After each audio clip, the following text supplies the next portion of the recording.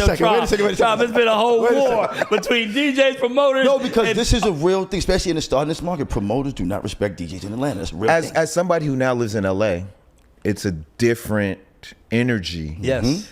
And there's a different care for just even the DJ equipment and how you present the DJ. It's just a different culture. Now I feel like Atlanta has the best DJs because they're surviving in a system that doesn't revere them. Yeah. You know what I'm saying? So but that's how it started. They're not nurturing them. They don't care about them. They won't put them on the flyer. I was about to ask you how. I really want to know, like, how can, and Rick, you chime in. How can a promoter or a club owner nurture a DJ? I never heard that before. Little things. Okay. Let's put them on the flyer. Yep. Let's promote, because you know if the DJ's whack, you're gonna hear about it. Yep. They're gonna complain. They're definitely gonna. The promoter will tell you. So if your DJ is rocking your club, promote him. Put him on the flyer. Make sure the equipment is dope. Make sure you have a good sound system. Yeah. Like I DJ'd a party here in Atlanta, and everybody has bottles and sections. It's all fly, and the sound was trash. And I was just like, you brought me out here for this? Yeah. I was disgusted. Yeah. You know what I'm saying? Like, I'm like, you brought me out here, and then you paid, and then you're gonna have a trash system? Yeah. Like, what are we talking about right now? That's like ground one if you have a club, is your system needs to be popping. Yeah. But that is the norm in Atlanta. Yeah. All these clubs have trash systems. They don't have good DJ equipment. They hide the DJ in a corner. And I just coming from now a place where it's very different. It's different energy. Yeah. So I feel like, you know, it's a trend that has just stayed with Atlanta. I think when the Supafriendz was around, it started from almost necessity, where it's like, one, we knew we were good DJs. There was a few things. We wanted to be nationally known. Yep. We wanted more pay. Yep. And it would be to the point where, like, Outkast's first album release party, they're bringing a DJ from New York. That was the thought, like, oh, we have to bring a big DJ. We have to bring a DJ from New York.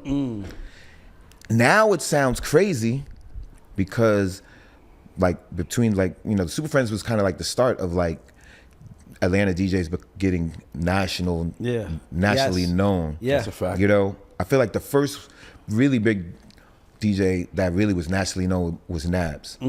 But like the Supafriendz made it so, like, oh, and as the music changed, oh, they're the ambassadors of culture for DJs. Yes. Like they are, like, we need to hit them to know what the new records are. Yeah. Like it changed.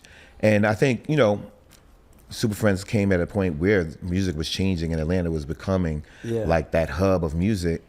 And so we wanted that same respect that artists were getting. Yeah. You know, or New York DJs were getting compared to New York music. Y'all was doing photo shoots, y'all had logos, so, it was big. I mean, we basically took kind of like the blueprint of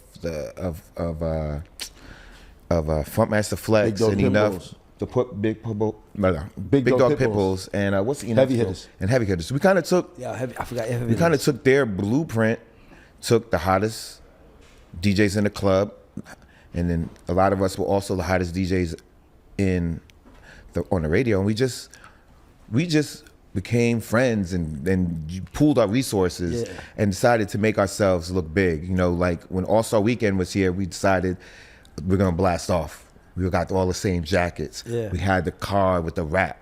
You know, took a little bit of creativity, a little bit of pooled money to make us all look big. Yes. And so that was kind of like the beginning. We were the first. Yeah. I mean, and at the time, like Drama and Sense and them, they were came after that. They were Supafriendz. They were Supafriendz. Yep. Then it turned to Legion of Doom after that. Huh? It turned to Legion of Doom after that. No, I thought they turned to the affiliates. Yep. So then, the thing about our crew, we were mostly people from other places. Yes. Mostly, you know. So, you know, we were doing the downtown clubs or we were on the radio, but a lot of us weren't from Atlanta. So that's why then you had the Legion of Doom, which were DJs that were from here and did like a lot of the clubs that were in the, you know, in the hood and stuff like that. A lot of the music was broken, but at the time, I mean, we were just the first people.